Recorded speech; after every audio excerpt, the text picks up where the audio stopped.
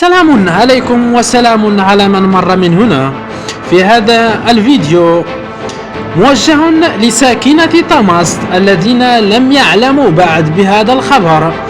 هذه المومياء كما ترون في الصورة عثر عليها اليوم في جماعة إيغودار المنابهة، وبالضبط نواحي دوار طماسط، وتحديدا في إحدى الخطارات أو الخطاطر كما يقال الموجودة بين طماسط وأيت الحسن وبورحيم.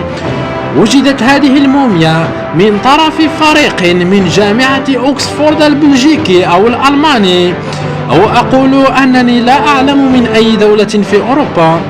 وقد نزل هذا الوفد في المنطقة قبل أسبوعين، وتظهر هذه الفتاة بشعرها وثيابها كأنها نائمة. وما حير هؤلاء العلماء وجود ورقة مكتوبة باللغة العربية، أو بالأحرى باللهجة المغربية الطماسطية أو البرحيلية. يا ناس طماسط، إن تغير شيئا في إيغودار فأيقظوني. إن أعجبكم الفيديو فلا تنسوا الاشتراك والإعجاب وترك كومنتير زوين باش نكملوا في هذا المحتوى. سلام علينا وسلام عليكم وسلام على من مر من هنا.